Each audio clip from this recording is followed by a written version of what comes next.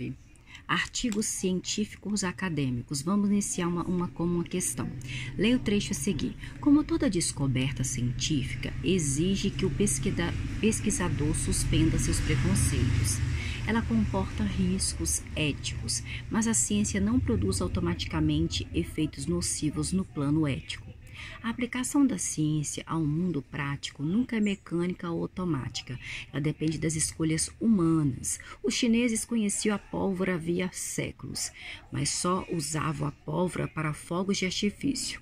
Quando os ocidentais passaram a empregar a pólvora nas armas, quantas outras invenções não dormitam assim, simplesmente porque alguns de seus potenciais ainda não foram desenvolvidos? Somos uma sociedade ansiosa por se expandir, que mais tarde se chamará capitalista, conseguirá extrair o máximo de cada invento e puxando-o para o lado predatório. Em suma, a ciência sozinha não substitui escolhas éticas e nem políticas. Com base na leitura, analise as afirmativas. Primeiro, as descobertas científicas são desvinculadas de escolhas políticas, uma vez que cabe ao cientista realizar pesquisas para o bem da humanidade. 2. O cientista não pode ser preconceituoso nem se pautar por limitações éticas, sob o risco de não prosseguir com suas pesquisas. 3. O desenvolvimento científico e a valorização de determinadas descobertas estão atrelados ao desenvolvimento político e econômico da sociedade. 4. O capitalismo, em razão do seu caráter expansionista, permitiu o pleno desenvolvimento ético da ciência. De acordo com o texto, está correto que afirmado somente Observe, primeiramente, que esse texto, em relação aos já apresentados, vale-se de uma forma de expressão mais hermética, com vocabulário mais específico e construções sintáticas menos diretas. Normalmente, os textos acadêmicos das diversas áreas de saber são construídos dessa forma. Isso explica por que, em muitos casos, a leitura delas exige mais concentração. Repare que a precisão conceitual é algo muito importante e precisamos estar bem atentos à forma correta de nomear as ideias e os princípios. Vamos analisar as afirmativas. A primeira coloca que a ciência independe de escolhas políticas, e isso é refutado pelo texto. O autor evidencia a relação entre ciência e política, citando a aplicação das descobertas no mundo prático. Assim, trata-se de uma afirmativa incorreta. O autor postula também que o cientista deve se livrar de seus preconceitos, mas não que ele não deva ter limites éticos. Assim, a segunda afirmativa também é incorreta.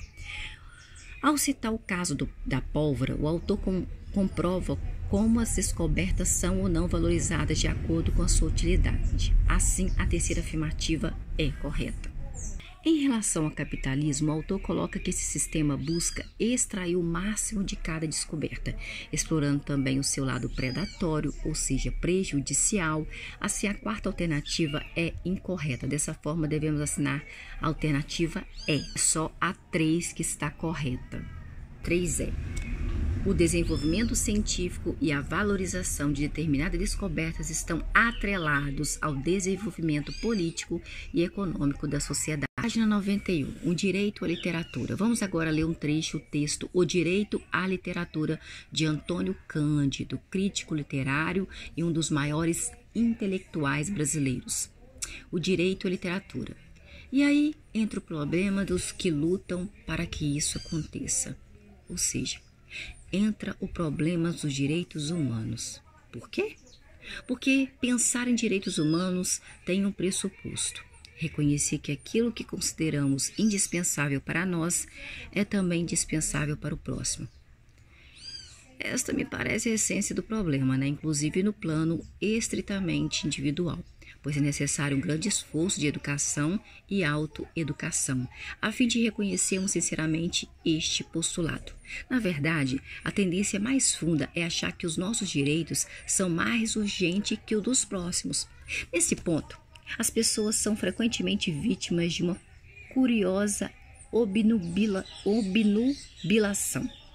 Elas afirmam que o próximo, que a outra pessoa, tem direito, sem dúvida, a certos bens fundamentais, como casa, comida, instrução, saúde, coisas que ninguém bem informado admite hoje em dia que sejam privilégios de minorias, como são no Brasil. Mas será que pensam que seu semelhante pobre teria direito a ler, Dostoiévski ou ouviu os quartetos de Beethoven? Apesar das boas intenções no outro setor, talvez isto não lhes passe pela cabeça. Não por mal, gente, mas somente porque quando arrolam os seus direitos, não estendem todos eles ao semelhante. Ora, o esforço para incluir o semelhante no mesmo elenco de bens que reivindicamos está na base da reflexão sobre os direitos humanos. O título do texto nos fornece uma informação importante para chegarmos à tese do trecho lido. O professor e crítico Antônio Cândido discute a relação entre literatura e direitos humanos. Ele afirma que muitas pessoas consideram indiscutível que todos tenham sim direito à comida e moradia, por exemplo, mas poucos consideram que a literatura e outras formas de arte estejam entre esses direitos. Embora essas pessoas usufruam das manifestações artísticas, elas não estendem esse direito aos menos privilegiados. É provável que em leituras de textos acadêmicos encontremos palavras cujo significado desconhecemos. Em alguns casos, é possível imaginar o sentido pela frase e pela ideia do texto, mas é sempre bom conduzir o dicionário. É uma forma de enriquecer seu vocabulário. Página 92. Vamos ler outro trecho e tentar identificar as ideias principais. Trata-se de um exceto do filósofo contemporâneo Pierre Levy. Cibercultura. Nos textos que anunciam colóquios, nos resumos dos estudos oficiais ou nos artigos da imprensa sobre o desenvolvimento da multimídia, fala-se muitas vezes no impacto das novas tecnologias da informação sobre a sociedade ou a cultura. A tecnologia seria algo comparável a um projétil, pedra, obus, samício, e a cultura ou a sociedade a um alvo vivo. Essa metáfora bélica é criticável em vários sentidos. A questão não é tanto avaliar as pertinências estilísticas de uma figura de retórica, mas se esclarecer o esquema de leitura dos fenômenos, ao me ver, inadequado, que a metáfora do impacto nos revela. As técnicas viriam de outro planeta, do mundo das máquinas, frio, sem emoção, estranho a toda significação e qualquer valor humano, como uma certa tradição de pensamento tende a sugerir o quê? Parece, pelo contrário, que não somente as técnicas são imaginadas, fabricadas e reinterpretadas durante o seu uso pelos homens, como também é o próprio uso intensivo de ferramentas que constitui a humanidade enquanto tal, com a linguagem e instituições sociais complexas.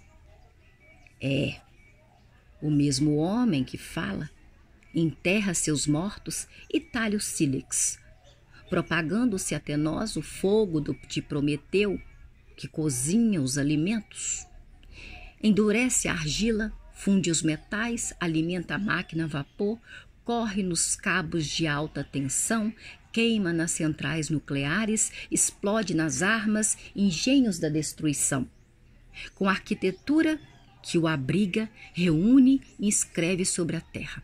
Com a roda e a navegação que abriram seus horizontes, com a escrita, com o telefone, com o cinema que infiltra os signos, com o texto e o têxtil que, entrecendo a variedade das matérias, das cores e dos sentidos, desenrola ao infinito as superfícies onduladas, luxuosamente redobradas de suas intrigas, seus tecidos e seus véus. O mundo humano é, ao mesmo tempo, técnico. Seria a tecnologia um ator autônomo, separado da sociedade e da cultura? Que seriam apenas entidades passivas percutidas por um agente exterior? Defendo, ao contrário, que a técnica é um ângulo de análise dos sistemas sociotécnicos globais, um ponto de vista que enfatiza a parte material e artificial dos fenômenos humanos, e não uma entidade real que existiria independente do resto, que teria efeitos distintos, diferentes e agiria por vontade própria. As atividades humanas abrangem de maneira indissolúvel interações entre pessoas vivas e pensantes, entidades materiais naturais e artificiais, ideias e representações. É impossível separar o humano de seu ambiente material, assim como dos signos e das imagens por meio dos quais ele atribui sentido à vida e ao mundo. Da mesma forma, não podemos separar o mundo material, e menos ainda sua parte artificial, das ideias por meio dos quais os objetos técnicos são concebidos e utilizados, nem dos humanos que os inventam, produzem e utilizam.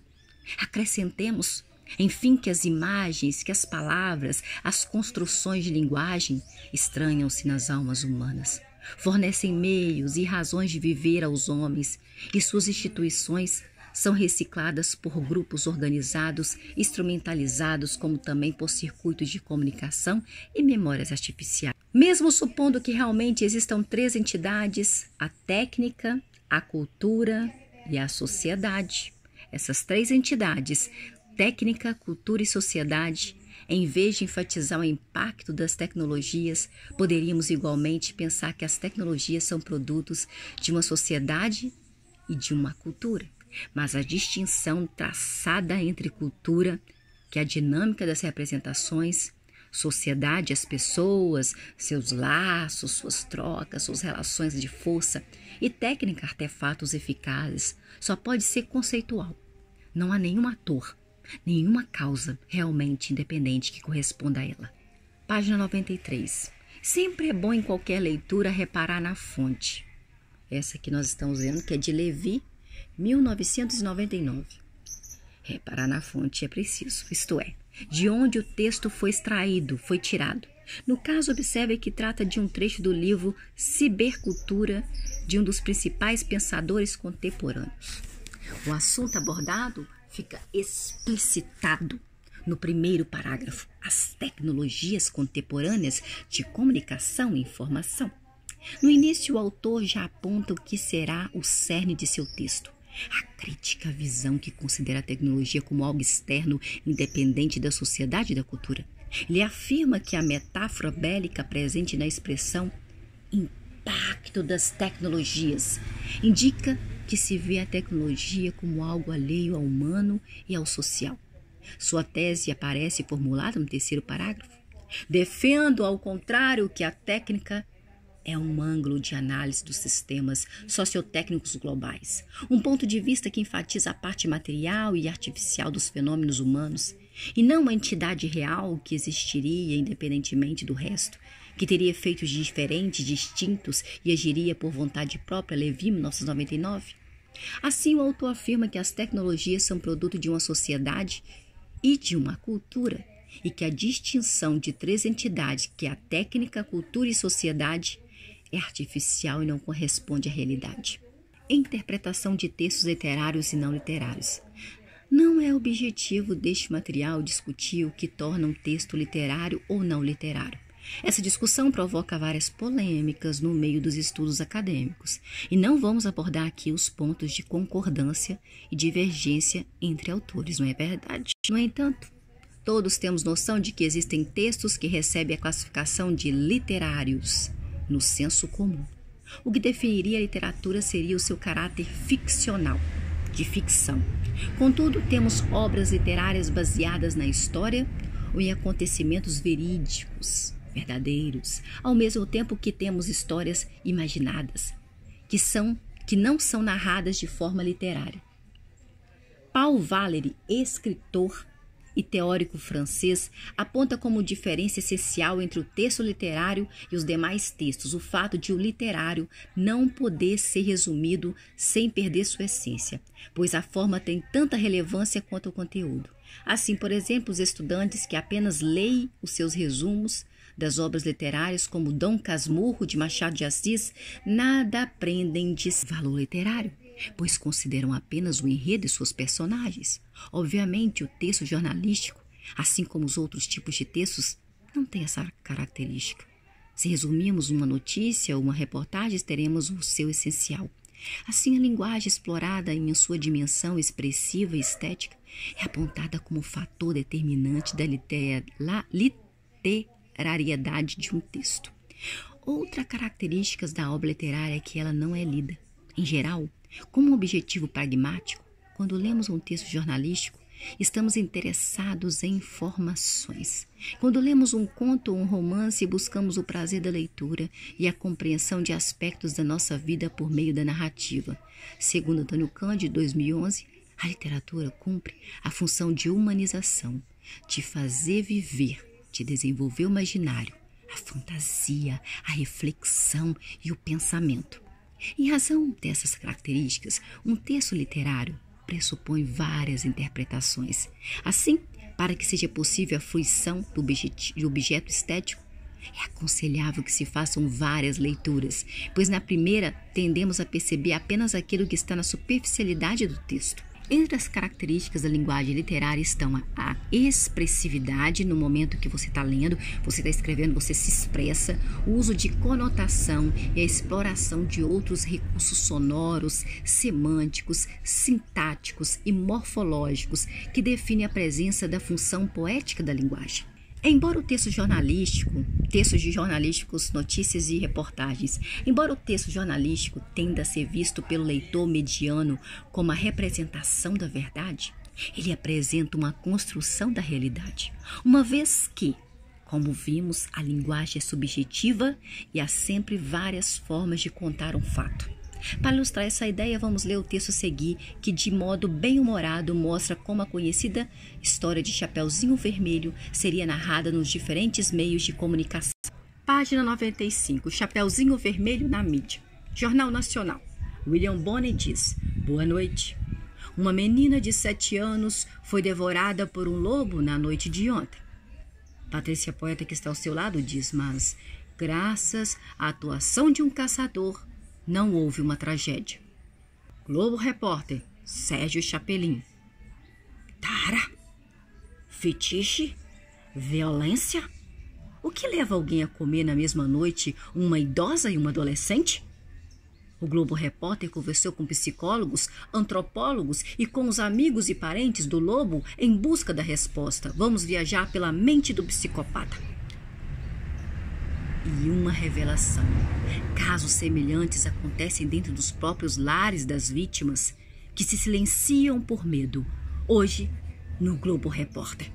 Agora sobre Fantástico. Glória Maria diz: que gracinha, gente! Mas vocês não vão acreditar.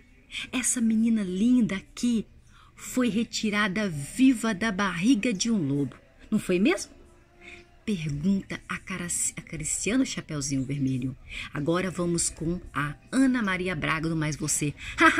Meninas! Bom dia, sai da cama, meninas. Lembra aquela Chapeuzinho? Aquela mesmo, Chapeuzinho Vermelho. É aquela mesmo que fazia piqueniques na floresta com a avó? Será que é aquela mesmo que fazia piquenique com a avó lá na floresta? Pois é, não é que a menina foi parar dentro da barriga de um lobo? Será? Foi mesmo parar? O Louro José fala para Ana Maria Braga: ainda bem que o lobo prefere comer gente do que passarinho. Senão eu tava frito. Não, eu tava comido pelo lobo. Ana Maria: Louro José, para com isso. Big Brother. Pedro Bial diz: fala, meu lobo.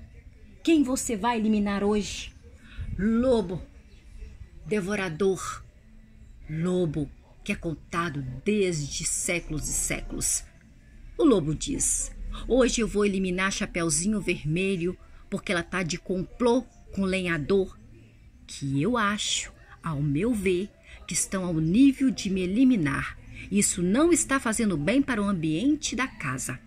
Jornal da Noite. Boris Casoy diz: vejam a que ponto chegamos. Chapeuzinho Vermelho. Uma menina cerca de 12 anos de idade foi retirada viva da barriga de um lobo que invadiu a casa de sua avó e a matou. Um caçador viu tudo e também matou o lobo. Aonde essa onda de violência vai nos levar? Quando lobos começam a comer pessoas dentro de suas casas.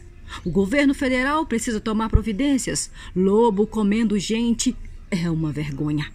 Brasil, gente. Luiz da Atena diz: é só no nosso, meu povo. Onde é que a gente vai parar? Vamos aí ver as autoridades.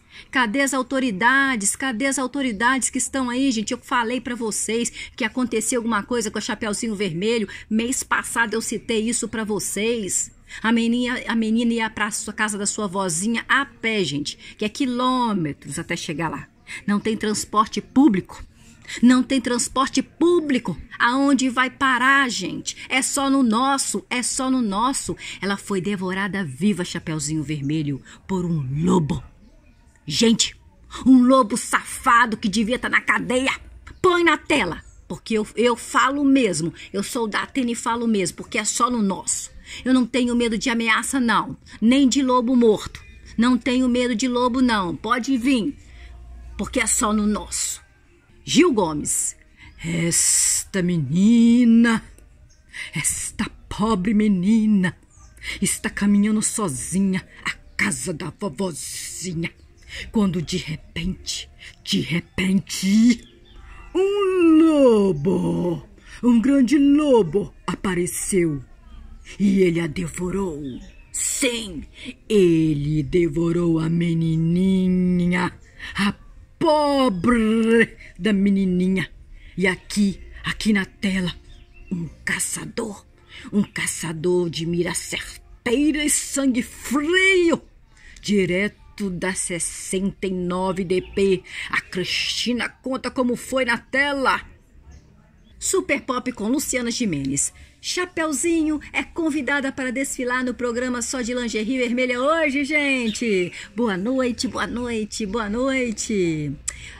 Nossa, que corpo, hein, garota? Nossa, que linda, você é gostosa, você é linda. Muito bonita mesmo. Até eu, no lugar do lobo, não iria deixar escapar essa menina tão linda e gostosa como você. Tá perfeita, linda, maravilhosa. Programa do João Kleber. Você não vai acreditar. Você não vai acreditar. Pela primeira vez na televisão brasileira, você não vai acreditar. É uma história de arrepiar. Não. Não vou contar mais nada. Você precisa ver para acreditar. Eu não vou contar. Gente, para tudo. Você não vai acreditar. Só vou contar quem tem uma menina. Não vou dizer mais nada. Tem uma menina nessa história. Só que tem um lobo também. Não vou contar mais nada. Se você não assistir, não vou contar mais nada. Você quer saber? Você quer saber mesmo?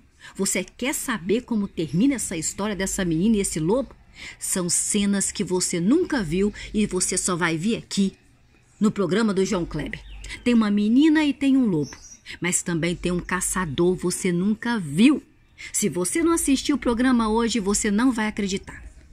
Eu não consegui ver até o final. O final é inacreditável. É inacreditável. O final. Para tudo. E é tudo verdade, gente. Você nunca viu. É verdade, você não vai acreditar. Quer saber como termina essa história? Só depois dos comerciais. Para tudo. O Aprendiz com Roberto Justus. Chapeuzinho, o que você foi fazer na casa da sua vovozinha, Chapeuzinho? Chapeuzinho responde.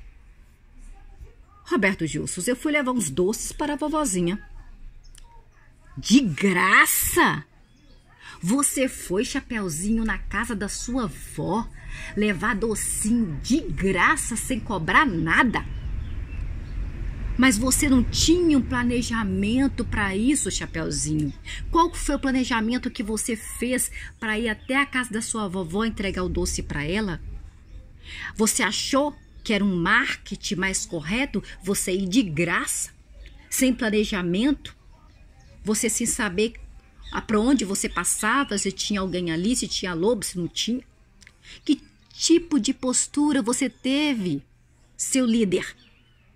Que providências você tomaria, líder, a respeito de Chapeuzinho ter ido sem planejamento, sem cobrar na casa da vovó dela para entregar uns docinhos? Rádio CBN. Segundo fontes oficiais e agências internacionais, uma menina vestida de vermelho foi retirada viva da barriga de um lobo por um caçador. O lobo ainda teria aniquilado a avó da menina. Mais informações daqui a meia hora. Rádio Cidade FM. O trânsito flui sem problemas à cidade com alguns pontos de retenção que devem ser evitados. Jornal O Globo. Petrobras apoia a ONG do lenhador ligado ao PT que matou um lobo para salvar menor de idade carente. Jornal Folha de São Paulo, manchete: lobo que devorou menina no MST. Lá, menina é do MST. Legenda da foto da reportagem: chapeuzinho à direita, apenas a mão de seu salvador. Na reportagem, box com um zoológico, explicando os hábitos alimentares dos lobos, um imenso quadro infográfico mostrando como o Chapeuzinho Vermelho foi devorada e depois salva pelo seu lenhador. O jornal Estado de São Paulo, chamada de capa para a reportagem: lobo que devorou Chapeuzinho seria filiado ao PT. No jornal Notícias Populares, extinto, chamada de capa para a reportagem: sangue e tragédia na casa da vovó. Jornal Correio Brasiliense, chamada de capa para a reportagem: petistas atacam vovozinha e tentam agarrar a netinha dela. Numa passagem do texto referindo-se a Chapeuzinho Vermelho e sua avó, lê-se: graças à atuação do governador Rores, ambas estão bem, vovozinha e a netinha, e recebem pão, leite e cesta básica. Jornal The New York Times.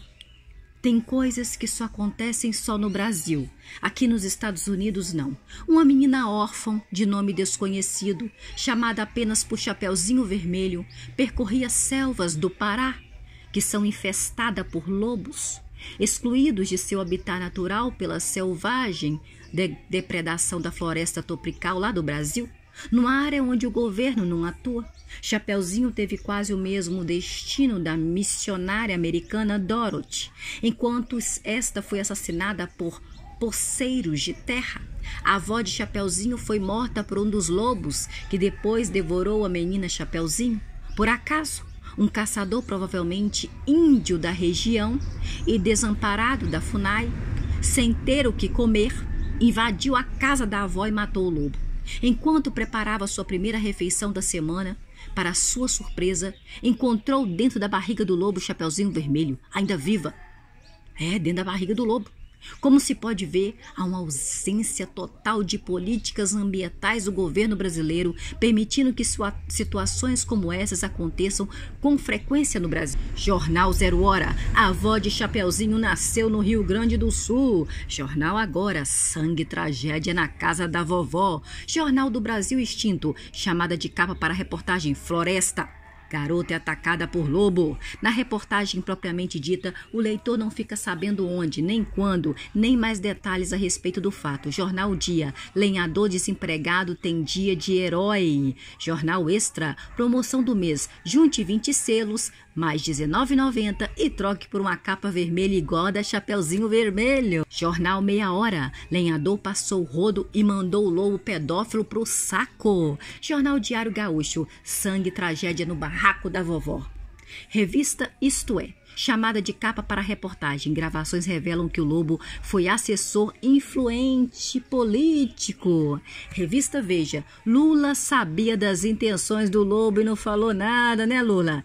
Revista Veja São Paulo: casa da vovó, restaurante vegetariano tenta espantar a má fama de local do famoso massacre do lobo comendo a vovozinha e comendo a netinha. Revista Marie Claire, chamada de capa para reportagem: na cama com o lobo e minha avó. Eu vou relatar quem passou por essa experiência. Revista Capricho, chamada de capa para reportagem: esse lobo é um gato. Revista Atrevida: saindo de uma rodada, dicas de Chapeuzinho Vermelho. Revista Tititi: lenhador e Chapeuzinho flagrados em clima romântico e jantar no Rio de Janeiro. Revista Nova, chamada de capa para a reportagem: 10 maneiras de levar um lobo à loucura na cama.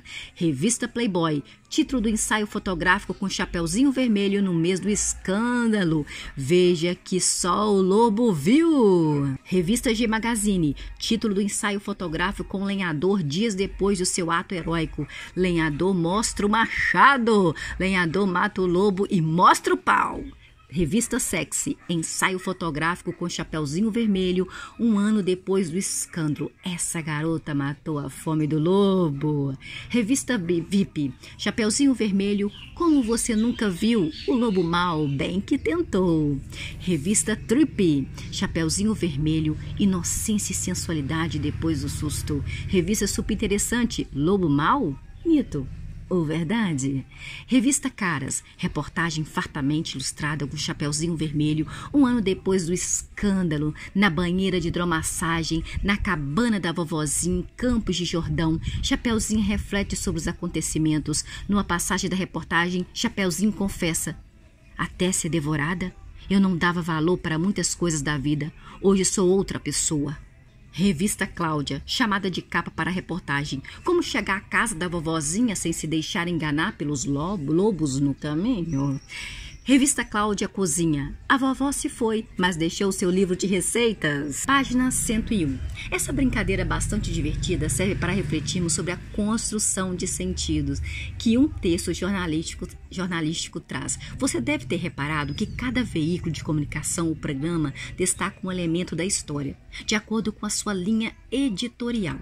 Assim, é fundamental perceber que, embora as matérias informativas tendam a parecer neutras, há sempre um enunciador que deixa algumas marcas. A escolha de palavras e a construção de uma frase interfere no efeito de sentido.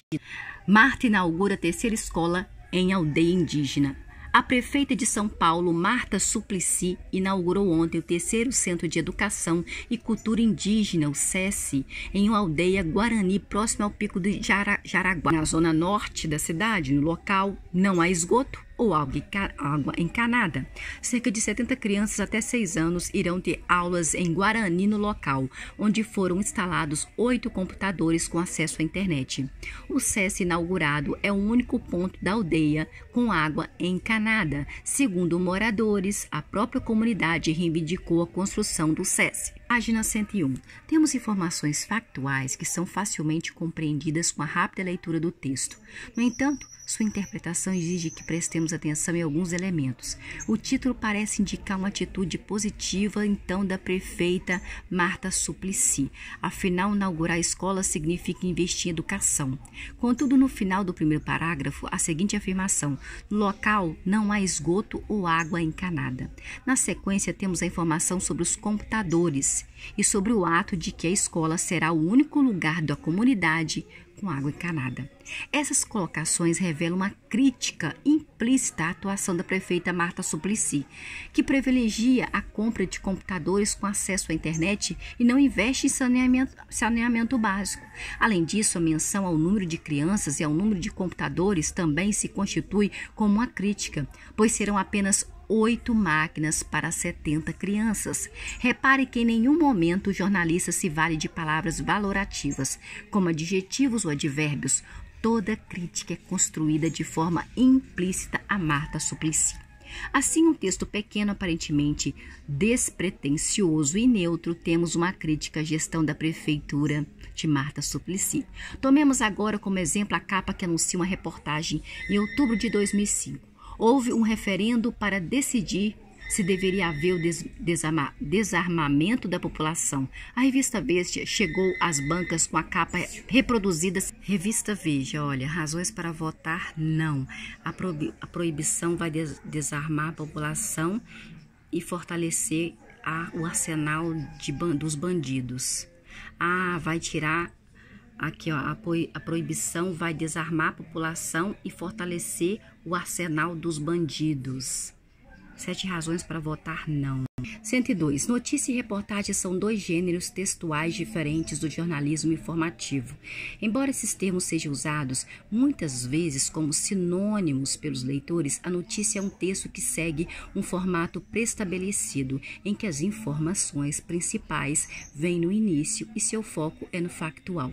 A reportagem procura contextualizar melhor o tema, que pode ser algo que está acontecendo no momento ou que não tem uma época específica para ser investigado, como a vida do Pantanal. Apresentando mais fontes, seu texto é mais autoral, menos engessado. Observe que, nesse caso, pelas características da publicação, a opinião do veículo aparece explicitamente. Em primeiro lugar, a revista anuncia apenas as razões para votar naquela que ela acredita ser a opção correta. Ignorando o princípio do contraditório, apresentar sempre as opiniões contrárias, base do jornalismo. Além disso, ao dizer que a proibição vai desarmar a população e fortalecer o arsenal dos bandidos, a revista direciona o modo de pensar do leitor. No exemplo a seguir, vemos alterações no título publicado no jornal.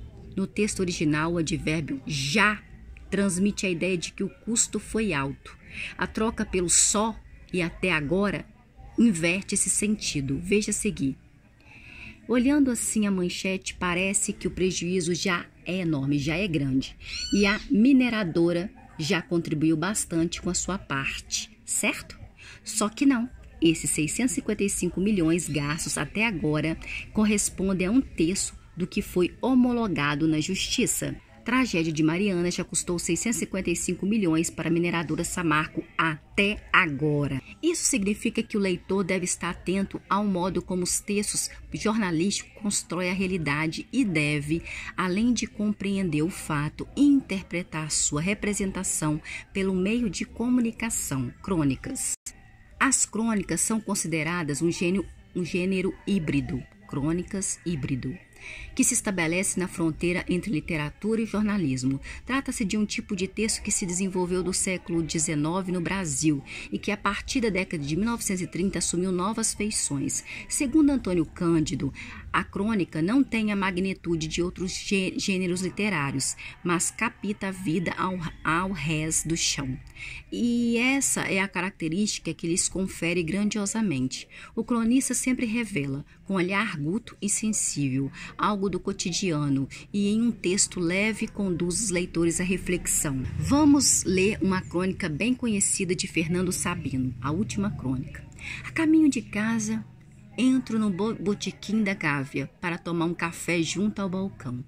Na realidade, eu estou adiando o momento de escrever. A perspectiva me assusta. Gostaria de estar inspirado, de coroar com êxito mais um ano nesta busca do pitoresco ou do risório do cotidiano de cada um. Eu pretendia apenas recolher da vida diária algo de seu disperso conteúdo humano, fruto da convivência que a faz mais digna de ser vivida. Visava o circunstancial ao episódico. Nesta perseguição do acidental, quer num flagrante de esquina, quer nas palavras de uma criança ou num acidente doméstico, torno-me simples espectador e perco a noção do essencial. Sem mais nada para contar, curvo a cabeça e tomo meu café, enquanto o verso do poeta se repete na lembrança. Assim, eu quereria o meu último poema. Não sou poeta e estou sem assunto. Lanço então um último olhar fora de mim, onde vivem os assuntos que merecem uma crônica. Ao fundo do botequim, um casal de pretos acaba de sentar-se numa das últimas mesas de mármore, ao longo da parede de espelhos.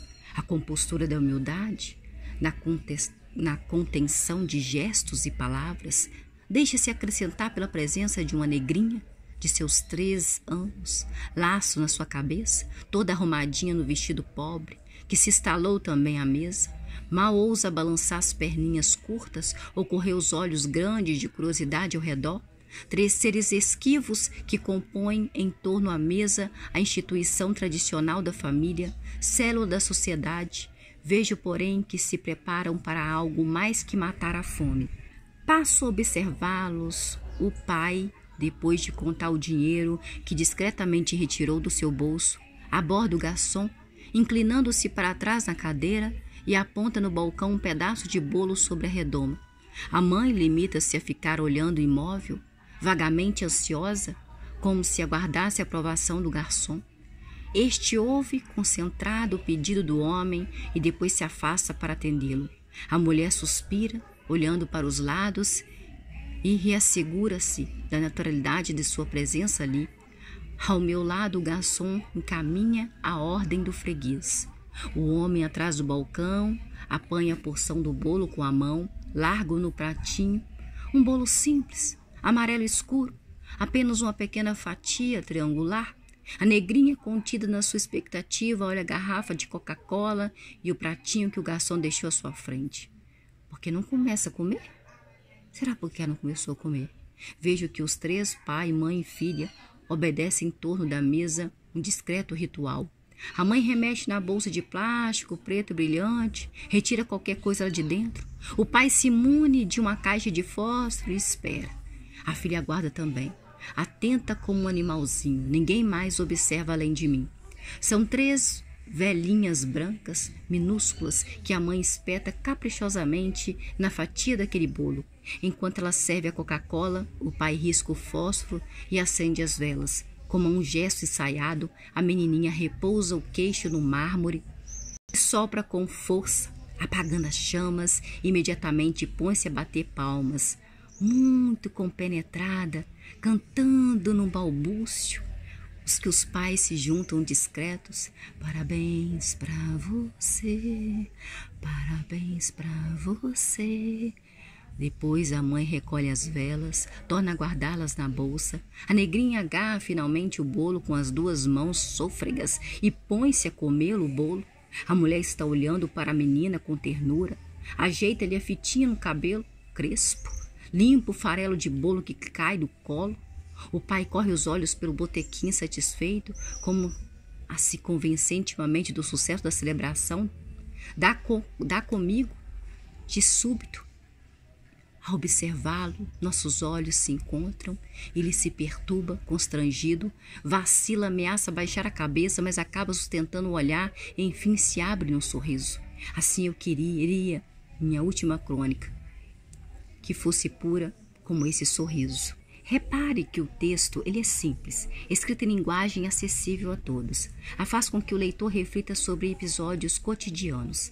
O cronista sensibiliza nosso olhar para o que há de terno e comovente ao nosso redor, que é a família. Mesmo sem recursos financeiros, esbanja afeto em uma comemoração singela. Não importa se o acontecimento que o cronista narra é verídico ou não. Ele pode ter presenciado de fato a cena ou pode tê-la imaginado.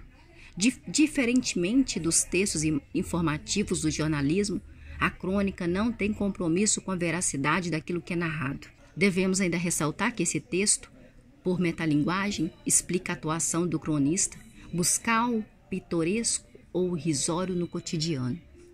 Metalinguagem. Metalinguagem é o uso da linguagem para tratar dela mesma. No caso, temos uma crônica que menciona seu processo de produção. Não há um modelo único de crônica.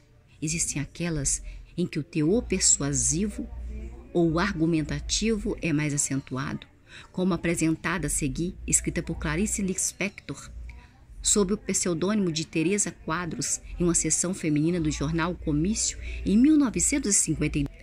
Página 105. A irmã de Shakespeare.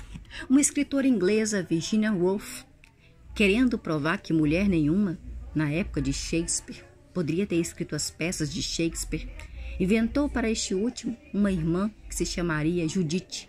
Judith teria o mesmo gênio que seu irmãozinho Shakespeare, só que por gentil fatalidade da natureza, usaria saias. Antes, em poucas palavras, Virginia Woolf descobriu a vida do próprio Shakespeare. Frequentava escolas, estudava em latim, Ovídio, Virgílio, Horácio, além de todos os outros princípios de cultura. Em menino, caçara coelhos, perambulava pelas vizinhanças, espiara bem o que queria. Espiar armazenando infância. Como rapazinho, foi obrigado a casar um pouco apressado. Essa ligeira leviandade deu-lhe vontade de escapar. E ele a caminho de Londres, em busca da sorte. Como tem sido bastante provado, ele tinha gosto por teatro. Começou por empregar-se como olheiro de cavalos na porta de um teatro. Depois, imiscuiu-se entre os atores, conseguiu ser um dos atores, frequentou o mundo, aguçou suas palavras em contato com as ruas e o povo, teve acesso ao palácio da rainha e terminou sendo Shakespeare. E Judith? Bem, Judith não seria mandada para a escola. E ninguém lê em latim sem ao menos saber declinações. Às vezes, como tinha tanto desejo de aprender, pegava nos livros do seu irmão. Os pais intervinham, adoravam-na e queriam que ela se tornasse uma verdadeira mulher. Chegou a época de casar. Judite não queria se casar, sonhava com outros mundos. Apanhou muito do seu pai, viu as lágrimas da sua mãe, em luta com tudo, mas com o mesmo ímpeto do irmão Shakespeare, arrumou uma trouxa e fugiu para Londres. Também Judite gostava de teatro. Parou na porta de um teatro, disse que queria trabalhar com os artistas. Foi uma risada geral, todos imaginaram logo outra coisa. Como poderia arranjar comida? Nem podia ficar andando pelas ruas? Alguém, um homem, teve pena de Judite. Em breve, Judite esperava um filho. Até que numa noite de inverno, Judite se matou. Quem? Diz Virginia Woolf. Poderia calcular o calor e a violência de um coração de poeta quando preso no corpo de uma mulher? E assim acaba a história que não existiu.